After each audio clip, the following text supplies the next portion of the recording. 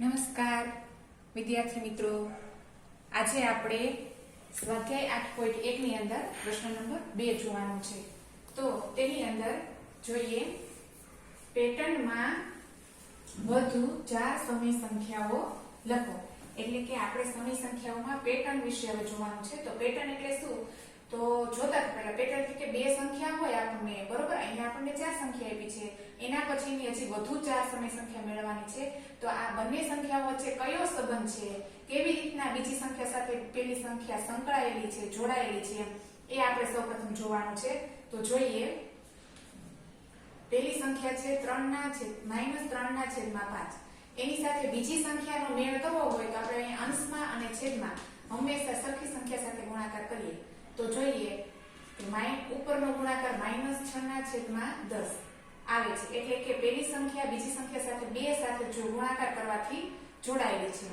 તો એવી રીતે હવે ત્રીજી સંખ્યા જોઈએ કેવી રીતે જોડાયેલી છે.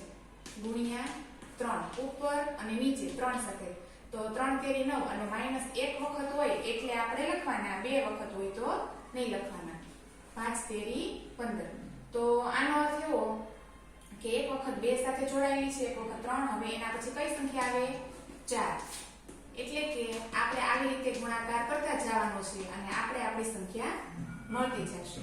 તો 4 તેરી 12, 4 પંચા 20. એટલે કે આપણે આ ચોથી સંખ્યા પણ મળી ગઈ છે. તો હવે આપણે એના પછી 5 સાથે ગુણાકાર કરીશું તો આપણને એના પછીની પેટર્નમાં વધારે 4 સંખ્યા મળશે. આ 5 સાથે, એવી રીતે આ 6 સાથે, એવી રીતે 7 સાથે અને 8 સાથે.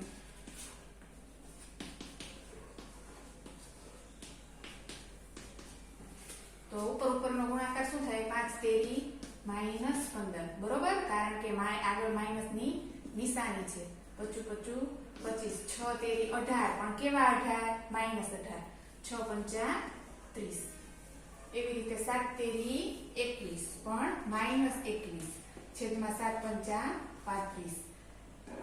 8 તેરી 24, -24, 8 પંચા 40. તો આપણી વધુ 4 સમય સંખ્યા આપણને મળી છે. કઈ કઈ છે તો લખવાનું.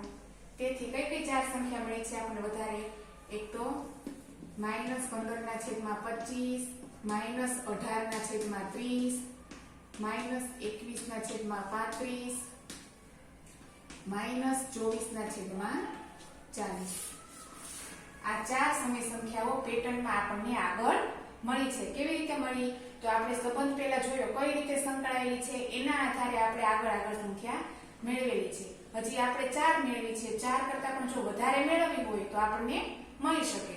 અને એવું નથી કે લાઈનમાં જ તમારે સંખ્યા સાથે ગુણાકાર કરો. તમને એમ થાય કે મારે 6 સાથે નથી કરવો, મારે 8 સાથે કરવો છે, મારે 9 સાથે, તો પણ આપણનો જવાબ મળે છે.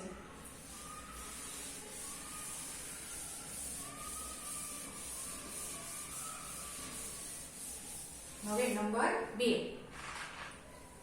નંબર 2 ની અંદર સંખ્યા છે -1/4, -2/8 અને -3/12.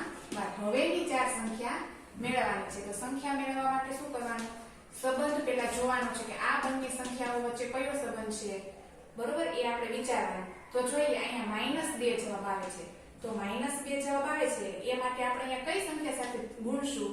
તો -2 છે તો આપણે 2 સાથે ગુણીએ. એટલે 2 એકા 2 અને એક વખત માઇનસની નિશાની છે એટલા માટે. અને અંશમાં પણ છેદમાં પણ 2 સાથે, એટલે -2/8. એટલે કે આપણને આ જવાબ મળી ગયો છે. એવી રીતે આપણે જોઈએ હવે 1/4 ગુણ્યા 3 નો વારો, બરોબર. તો -3 થશે ગુણાકાર અને 4 તેરી 12. તો તમે જોઈ શકો છો, તમને આ પદ અહીંયા મળ્યું છે. તો કઈ રીતે સંકળાયેલી છે? અંશમાં અને છેદમાં સરખી સંખ્યા સાથે ગુણાકાર કરવાથી આપણને જવાબ મળે છે. હજી આપણે વધારે 4 સંખ્યાઓ મેળવવા માટે આપણે સંખ્યા સાથે ગુણાકાર કરીશું. તો હવે આપણે 4 લઈએ, એના પછી આપણે 5 લઈએ, એના પછી આપણે 6 લઈએ. કેટલી 2 3 મળી, હજી એક આપણે ગોતવાની છે. તો એના પછી આપણે 7 લઈએ. તમને એમ થાય કે મારે 7 નથી લેવા, સીધા 8 લેવા છે, સીધા 9 લેવા છે, તમે કોઈ પણ સંખ્યા સાથે પણ અંશમાં અને છેદમાં સરખી સંખ્યા રાખીને ગુણાકાર કરવાનો છે. -4 ના છેદમાં ચોકે ચોકે 16, -5 ના છેદમાં 4 પંચા 20, -6 ના છેદમાં 6 ચોકું 24, -7 ના છેદમાં 7 ચોકું 28. તેથી કઈ સંખ્યા મળે છે? -4 ના છેદમાં 16, -5 ના છેદમાં 20, -6 ના છેદમાં 24 અને -7 ના છેદમાં 28. આ ચાર સમય સંખ્યાઓ પેટર્નમાં મળી છે. 4 ની જગ્યાએ જે આપણે વધારે શોધવી હોય તો પણ આપણને મળે છે.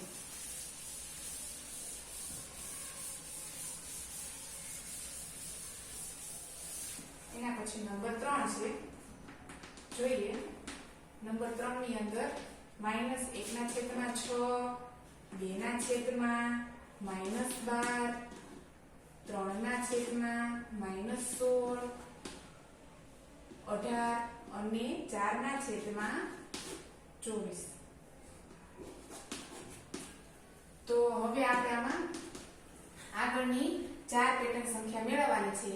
એ માટે આપણે હવે જોઈએ તો -1 ના છેદમાં 6 એની સાથે કઈ સંખ્યાનો ગુણાકાર કરવાથી આપણને અહીંયા 2 અને છેદમાં -12 ની, તો આપણે જોઈએ અહીંયા -2 નો ઉપયોગ કરીએ ને તો આપણને આ સંખ્યા મળે છે. કેવી રીતે જોઈએ આપણે, જો સમજાવું. -2 અંશમાં અને -2 છેદમાં ગુણાકાર કરવાથી 2 વખત માઈનસની નિશાની હોય ત્યારે આપણે પ્લસ મળી જાય છે, અને છેદમાં એક જ વખત માઈનસની નિશાની છે એટલે તમારી સંખ્યા ઋણ બની જાય છે.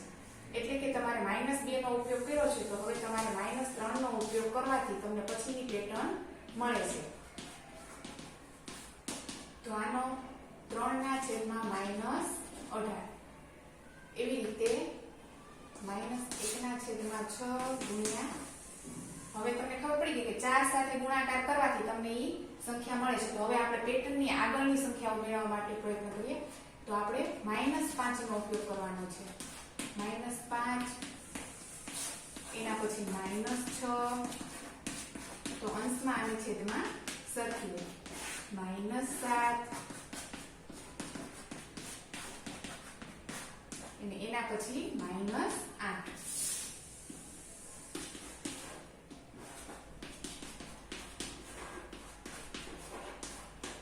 આ રીતે આપણે સંખ્યાઓનો ગુણાકાર કરવાથી આપણો જવાબ પેટર્નમાં મળે છે. તો 5 ના છેદમાં -30, 6 એકા 6, 6 36, પણ કેવા 36?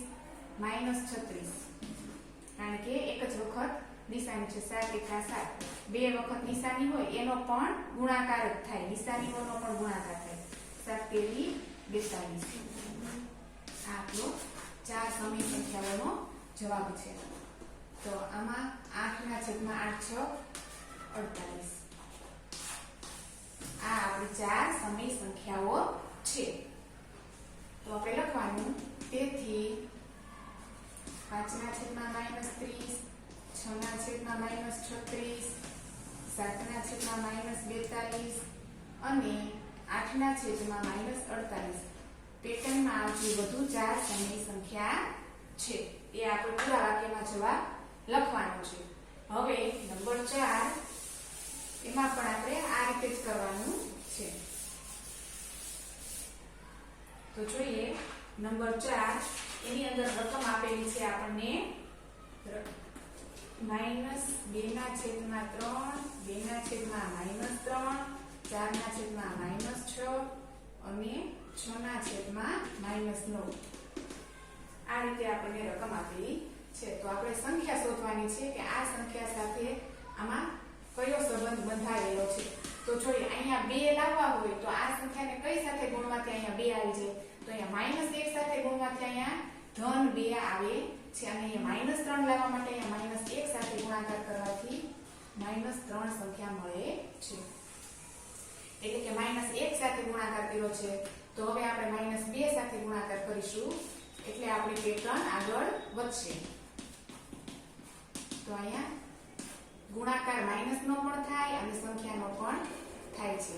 તો તમને હવે સમજાવું કે -1 પછી -2 તો આની સાથે કઈ સંખ્યા સંકળાયેલી હોય? -3. તો ચાલો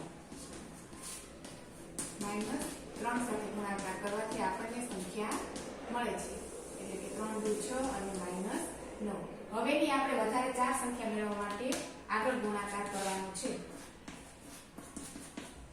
-4 સાથે એના પછી -5 સાથે, તો 4 દુ 8 અને 4 તેરી 12, 5 દુ 10 અને -5 -5 સાથે ગુણાકાર કરવાનો છે, એટલે 5 દુ 10 અને છેદમાં 5 તેરી 15. આ બે સંખ્યા અને હજી આપણે આગળની બે સંખ્યા મેળવવા માટે હજી ગુણાકાર કરવાનો છે. -2/3 ગુણ્યા -6, એના પછી -2/3 ગુણ્યા n ગુણ્યા -7, તો 6 દુ 12/-18, 7 દુ 14, 7 તેરી 21, -21. તેથી પેટર્નની આપણે 4 સંખ્યા લખીએ. 8/12, 10/-15, 12/-18, 14/-21. આ આપણી પેટર્નમાં આવતી 4 સમય સંખ્યાઓ છે. જો અમારો વિડીયો તમને ગમ્યો હોય તો લાઈક કરો, શેર કરો અને સબસ્ક્રાઇબ કરો.